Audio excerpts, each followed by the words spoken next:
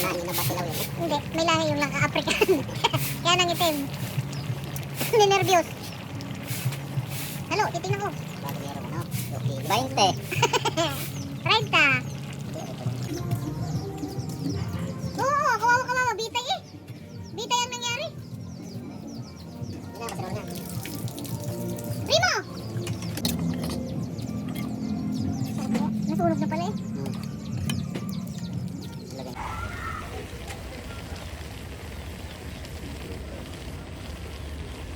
Sabi ni Utoy eh. Kaya mo na ubo na ulit. Ako na bata. May bisita na naman po kami. Yan. Yan. Walang ano.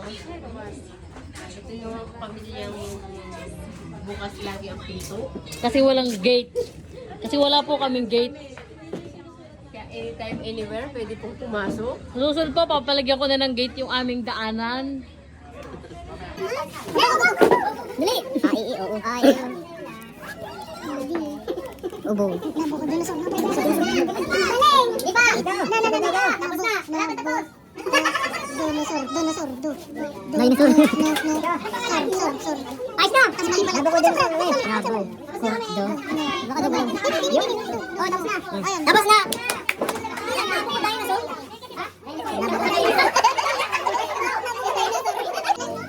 Ang talino ninyo. Hirap din kaya yan. Hirap ba yan?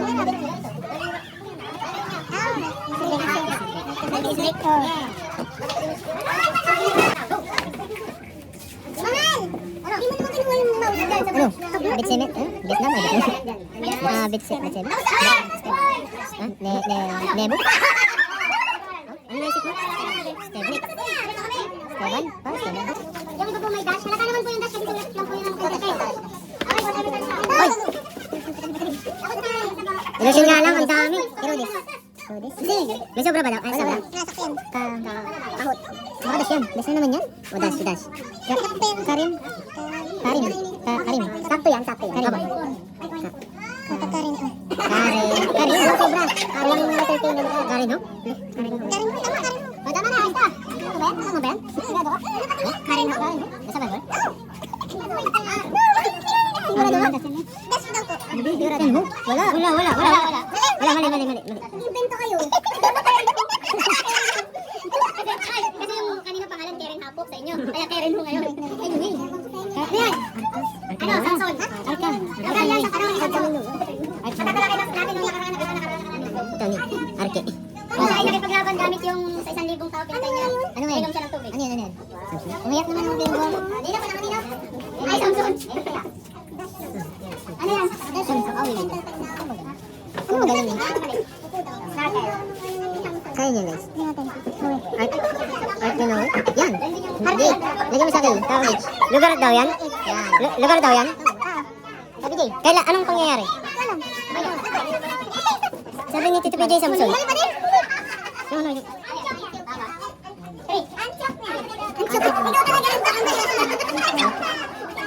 Dalawa ka lang unang video. Anong points kayo? Okay. 21. Okay? Dalawang ano lang daw. Dalawang letter ang Aran? Aran? Aran? Hindi, dalawang. Baka ano ay, no way. Kasi, baka mawala yung Akrehon. Akon, right? Akron. Art. Yan ba? Akon. Akon.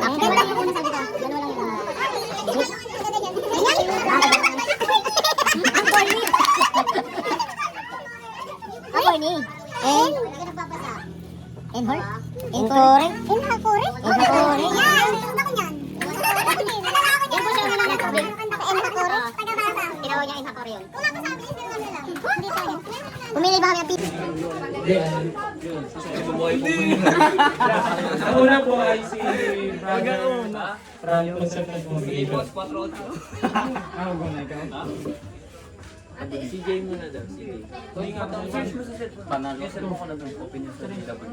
So sa team, 3. Tatago ko pa, kita ka pa rin. 4. Apat po kayo, Ate Jack. Si Ate Elia na unahin mo. Ate Jack, paborito next ko. Ala, ayun, naka-open. 4310. Sige. Yes, 43. Bakit po? Kayo aking mga saksi. Sabi niyo siyempre, proud ako kasi isa ako sa mga pinili niyo kung magdadala ako ng kanila.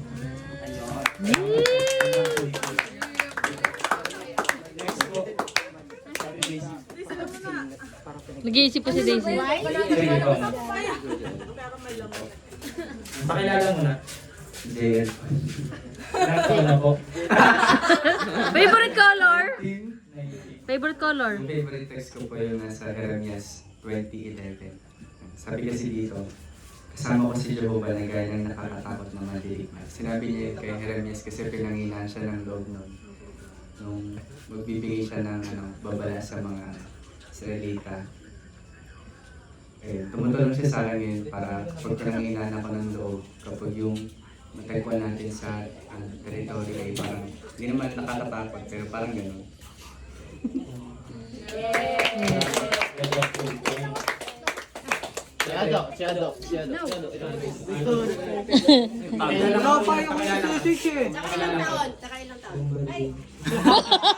Ano ba? Kailangan mo full name? Oo. Oo. Emis Harrison Morilla Besaya. Ilan Ilan taon na? Binila pa. Hindi sure. Bili ako sa happy birthday. Favorite food? Sige. Anong paboritong texto? Testo. Hindi niya alam. Roma 54. Ha? Roma 54. Ano sabi doon? Ito, yung yung luma na yung Biblia. Isinulat yan para matutupayan tayo sa kasalukuyan. At tinuturo na kung paano tayo makakapagkis at kung paano kakaroon ng pag-asa. Salamat sa anong yung stop point. Yung po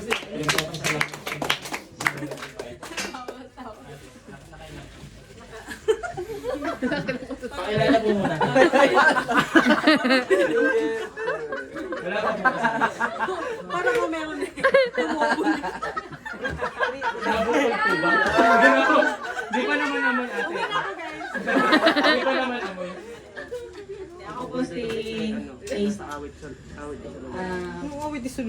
Favorite kong teksto ngayon, yung nasa Isaiah 6:8. Yung diwa, narito ako, isubo mo ako. Kasi, hindi tayo perfect. Lagi yung nasa ng tao, gawin kung ano yung gusto niya. Pero nais kong linangin to, na handa palaging gawin kung ano yung kalooban ko. Ang galing. Sige. Salamat. Yung salamatan po natin yung ilang bisita natin. Thank you po.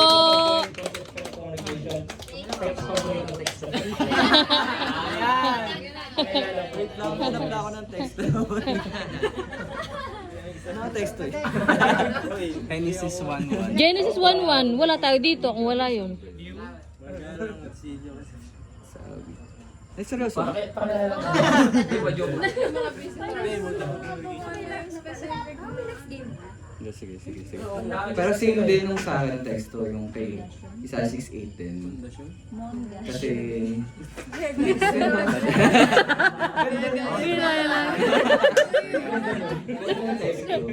Ngayon ang gusto kong teksto. Kasi, di ba mahalaga yung yung willingness tsaka yung availability. Kahit pa napakahusay ng isa, pero kung hindi naman siya willing, siya humble, hindi rin siya gagamitin niya. Kaya yung gusto ko mag-determination, motivation, laging willing na magpag-aral. Tatay Bino. Tatay Bino. Pwede po mahingan daw kayo kung ano favorite nyo. Paborito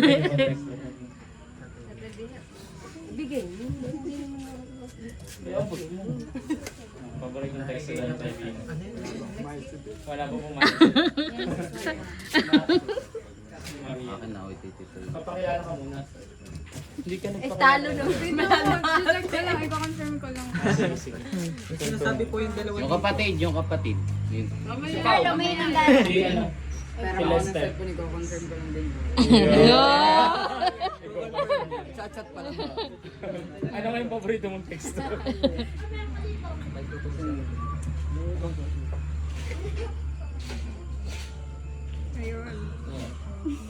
Sige, pakilala.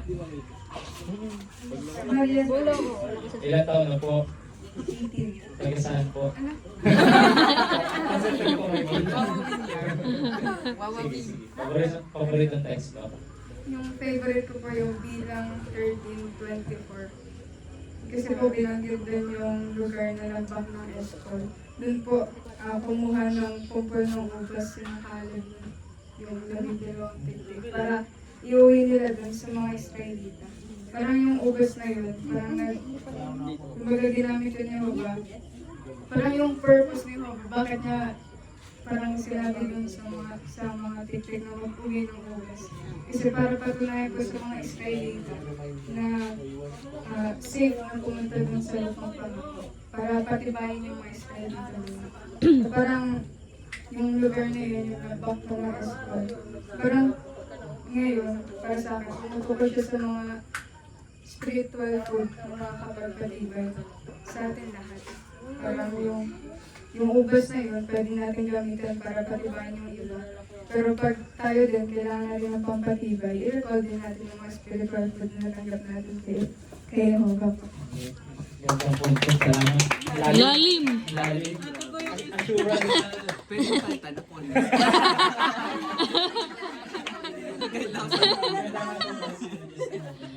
Si ang bunso sa mga kapatid. Pakilala ka. John Lester po, pero JL din. Ilan taon na? Ilan yung magkuya? Ilan taon na? 12 po. Paboritong texto. Awit 46, 1 at 2 po. Kasi binabanggit po dito na yung Diyos po, siya po yung ating kadungan at lakas. Handa po siya tumulong kapag may mga problema tayo. Bagaman kakaunting words lang po siya, malalim po, medyo nakakatulong po yung words na yun, na magkaroon po tayo ng pag-asa sa hinaharap. Na ano man po mangyayari sa paligid natin, bibigyan po tayo ng Diyos na hawa ng lakas na kailangan natin. Husay, salamat. Si Carl. Si Carl. Pero para marinig. Ay, tatling nga pala. Si Kathleen muna. Ladies first. Ladies first. Pakilala. Iwi na ako. Gusto mo dito? 15 years old. 15 years old.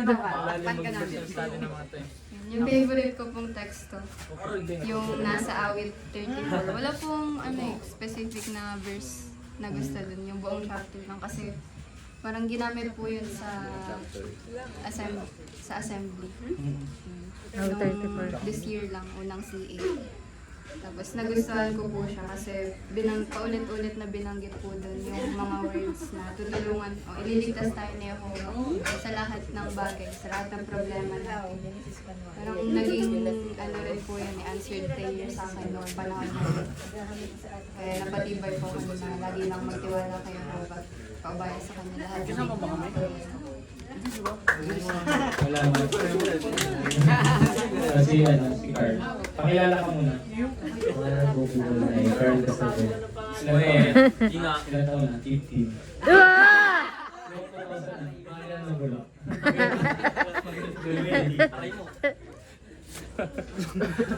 Gabi. Paboritong texto. Paboritong texto ay Mateo 24, talatang 12. Pangaral ang kaharian. Kasi binabanggit dito ngayon, unahin yung kaharian. Dahil sa ngayon po, malala na po yung kalagayan natin. May sakit. Yung sa last part, talaga Dami mong notes ah. Sige. Sabi dito, darating yung wakas. Darating yung wakas. Sige, magandang text ko. Nasabay kita lagi sa pag-ibig ko sa inyo. Ba't ako? Wala akong hawak. Kaya mga sa inyo dalawa. Mabaka mo cellphone ko kanina. Kinakabahan ako. Hindi ko naman lang pagkagaling. Ay, ikaw. Walang mali. Chloe nga, ano? Ang papakilala pa yan. Ako po si Chloe, 17 years old. Nagustuhan ko po yung sa Kawikaan 1722. Sabi po dito, ang masayang puso ay mabisang gamot, pero ang pagkasira ng loob ay nakauubos ng lahat. Nagustuhan ko po itong text na kasi lagi po nire-remind sa akin ito kapag nakararamdam po ako ng breakdown or na nag-anxiety, nararamdaman ko, napang hihinaan po ako Loob. ng loob.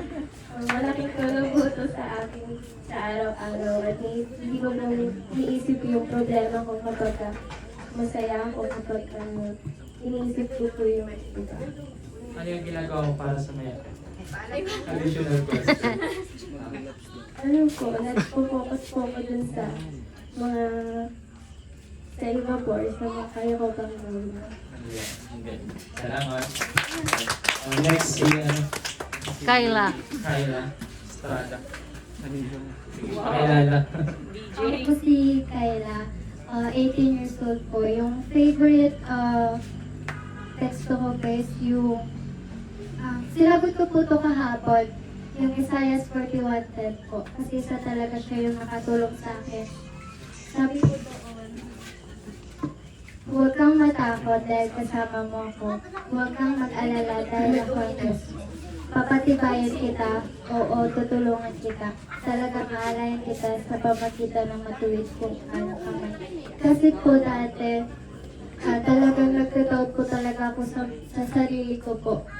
Tsaka yung mga ginagawa ko po, tsaka yung mga efforts ko po na ginagawa kay Jehovah. Kasi hindi ko po siya nakikita na parang mas mahalaga siya kay Jehovah. Tinitignan ko po yung sarili ko na parang hindi po siya mahalaga kay Jehovah. Pero sinasabi ko nito na mas mahalaga ka sa akin, sabi sa akin ni Jehovah. Kasi meron gaya po ng sabi ni Chloe, meron din po akong depression or kaya anxiety. So talagang hindi ko po talaga gusto yung sarili ko dati. Pero ngayon, dahil po doon, nare-remind po ako ni Jehovah sa akin na wait lang po. Sige lang. Sige lang. Nasa mga problema po na kinakaharap po natin, yung mga hapon po, yung mga personal battles natin, hindi, sinasabi niya po sa atin na talagang nandiyan siya, hindi ka niya iiwan kahit nasa pinakamahirap na sitwasyon mo.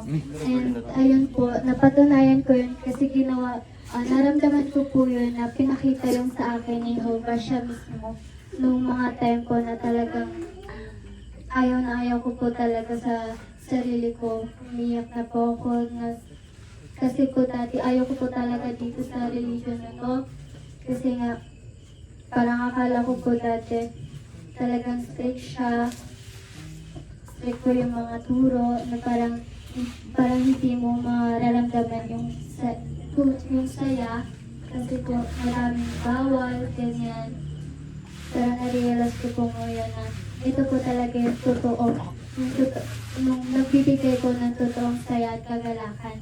Kasi si Jehovah po mismo yung labis na nagpapasaya sa atin.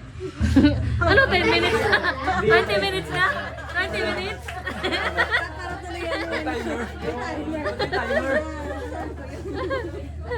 Yung sa ano niya, karanasan niya, may kaparehong kabataan sa conception.